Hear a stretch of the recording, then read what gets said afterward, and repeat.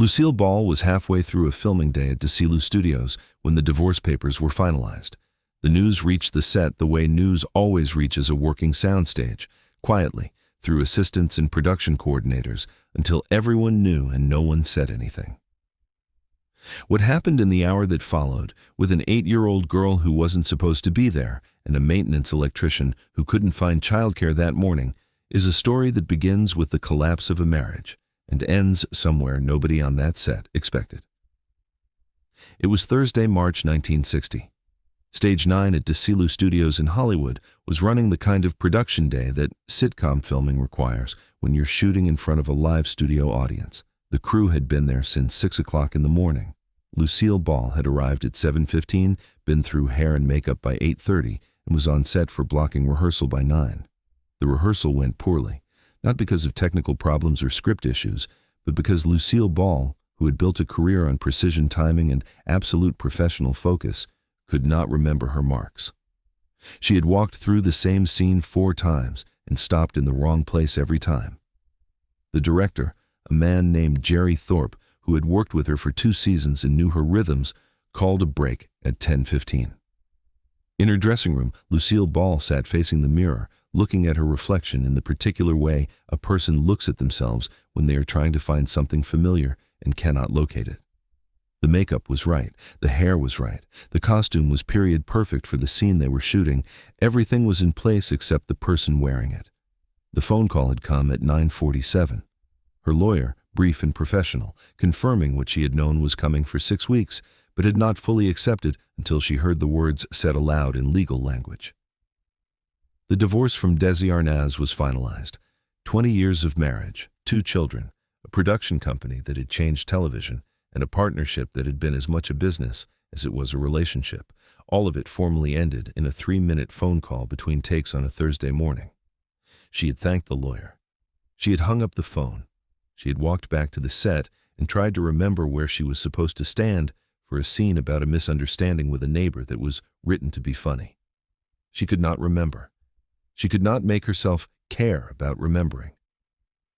Jerry Thorpe found her in the dressing room at 10:30. He knocked twice, waited for permission that didn't come, and opened the door anyway. Lucille was sitting in the makeup chair with her hands folded in her lap, looking at nothing in particular. "We can postpone," Jerry said. "We can push the shoot to next week." Lucille shook her head. "No. We have an audience coming at 7 o'clock. We have sponsors who paid for this episode. We're filming today."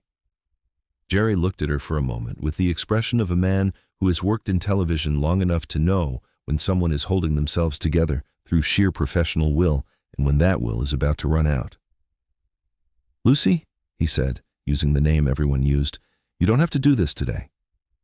"Yes, I do," she said. She stood up. She straightened her costume. She walked past him and back onto the set. The electrician's name was Elena Castellano. He was 52 years old, had worked at Desilu for 11 years, and was responsible for the lighting grid on Stage 9. He was also, on that particular Thursday, responsible for his daughter Elena, who was 8 years old and supposed to be at school, except that she had woken up that morning with what might have been a fever or might have been nothing, and Frank's wife was already at work, and there was no one else to watch her. Frank had called the school. He had called his wife. He had run out of options by 7:30 and had made the decision that working parents make when the system they have built to manage their lives breaks down. He brought Elena to work. She was sitting in the equipment room off Stage 9, a small windowless space filled with spare bulbs and cable spools and the particular smell of electrical components and old coffee. Frank had given her a book and a sandwich and instructions to stay quiet and not touch anything.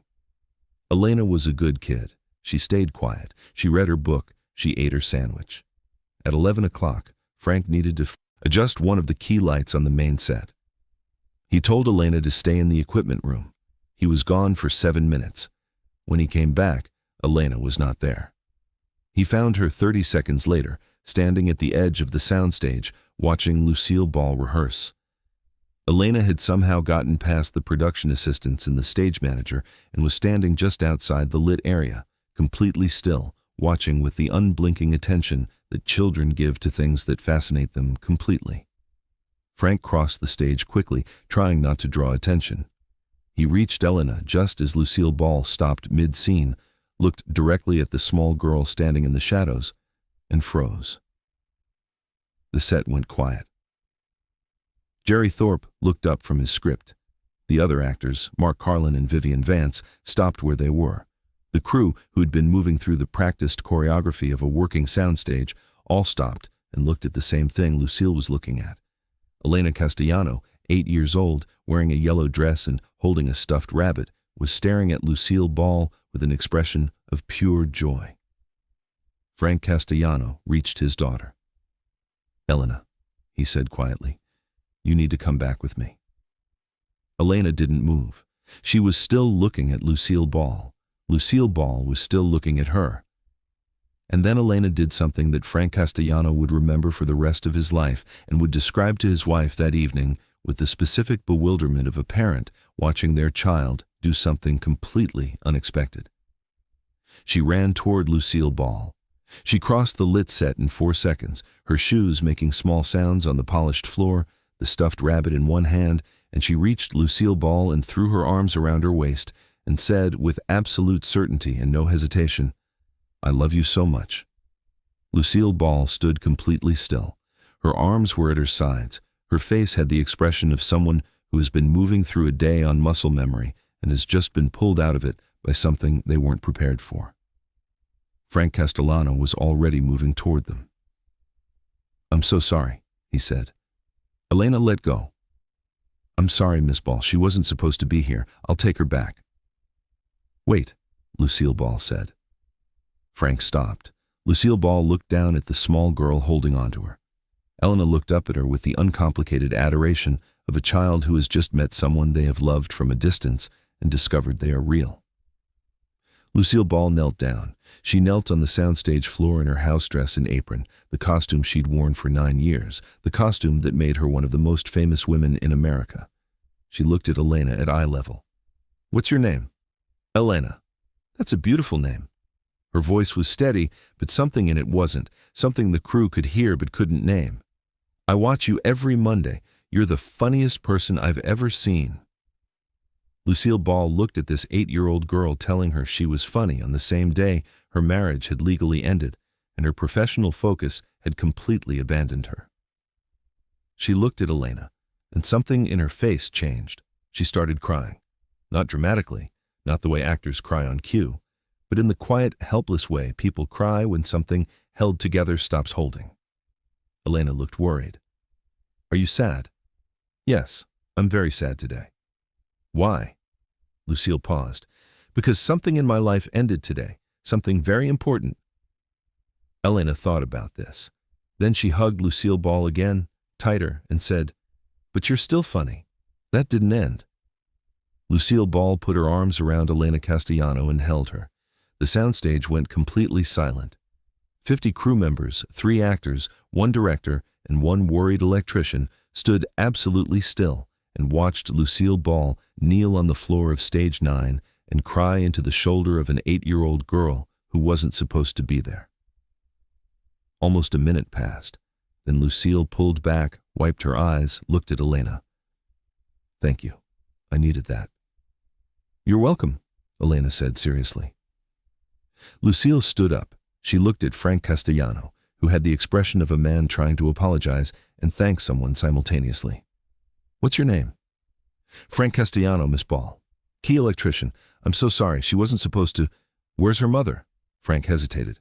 "At work. Elena had a fever this morning. Or we thought she did. I couldn't find anyone to watch her, so I brought her with me. It won't happen again." Lucille looked at him, then at Jerry Thorpe, who stood with his script, watching this exchange with the careful attention of someone witnessing something they don't yet understand. "Jerry, can we take an early lunch?" Jerry checked his watch. 11:20. "Yes." "Good." Lucille looked at Elena. "Have you had lunch yet?" Elena shook her head. "Would you like to have lunch with me?" Elena looked at her father. Frank looked at Lucille Ball. Lucille looked back with an expression that was somehow both a question and not a question at all. "Yes," Frank said, "if that's all right." "It's all right." They had lunch in Lucille's dressing room. Catering brought sandwiches, fruit, 2 sodas. Lucille Ball and Elena Castellano sat across from each other and talked. They talked about school, about Elena's stuffed rabbit, Mr. Buttons, about I Love Lucy, which Elena watched every week with her family and said was the best show on television, even though her brother preferred The Lone Ranger. Lucille asked Elena's favorite episode. Elena thought seriously and said the one where Lucy got stuck in the freezer. Lucille laughed, the first real laugh all day, and said that was one of her favorites too, because it had been very cold to film. They talked for 40 minutes. Frank waited outside in the hallway, hands in his pockets, occasionally checked on by crew members asking if everything was all right. Frank said everything was fine.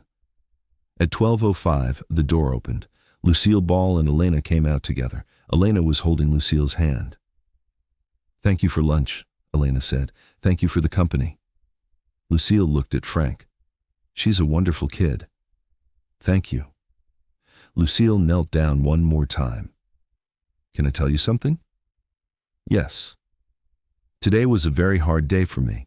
One of the hardest days I've had in a long time. And you made it better. Do you understand that?" Elena nodded seriously. "Good. Thank you for that." She hugged Elena one more time, stood up, and walked back onto the set. The afternoon filming went smoothly. Lucille Ball remembered her marks, hit her timing, made the crew laugh. When the studio audience arrived at 7 o'clock that evening, she performed with the energy and precision that had made her one of the most reliable performers in television. Nobody watching the finished episode 3 weeks later would have known it was filmed the day Lucille Ball's divorce was finalized. The work was the work, and the work was done correctly. Frank took Elena home at 6 o'clock. In the car, Elena asked if Miss Ball was going to be okay. Frank thought about how to answer. "I think so. I think she's going to be fine." "Good," Elena said. "She's very nice." "Yes, she is." 3 days later, a package arrived at Frank's home. Inside was a signed photograph of Lucille Ball, dedicated to Elena, and a handwritten note on Desilu Studios stationery. The note said, "Dear Elena, thank you for reminding me what matters. You have a kind heart. Don't ever lose it. With love, Lucy." Frank framed the photograph. It hung in Elena's bedroom until she left for college in 1970 and hangs in her living room now, 64 years later, in the Pasadena house where she's lived for 30 years. Elena Castellano Moretti is 72 years old. She's told the story many times to her children, to her students during 35 years teaching elementary school, to anyone who asks about the photograph on her wall. She tells it the same way every time, her father bringing her to work, seeing Lucille Ball on set and not being able to help herself, running toward her, hugging her, telling her she loved her. And then what happened next? Lucille Ball kneeling down and crying and thanking her. Elena always pauses at the same place in the story. She was sad, sadder than I understood at the time. But when she looked at me, something changed. I don't know what it was. I was just a kid who loved her show. But it meant something to her that day. She pauses again, the way people pause before saying the part that matters most. Sometimes the smallest thing you do for someone is the biggest thing they needed. I didn't know that when I was 8. But I know it now. Frank Castellano worked at Desilu Studios until 1967. He never spoke about that day outside his family. When people asked what Lucille Ball was like to work with, he said she was professional and kind, which was true, and left it at that. If this story reminded you that sometimes being seen by someone, especially when you feel invisible, can be the thing that holds you together, subscribe, leave a comment, and hit that notification bell.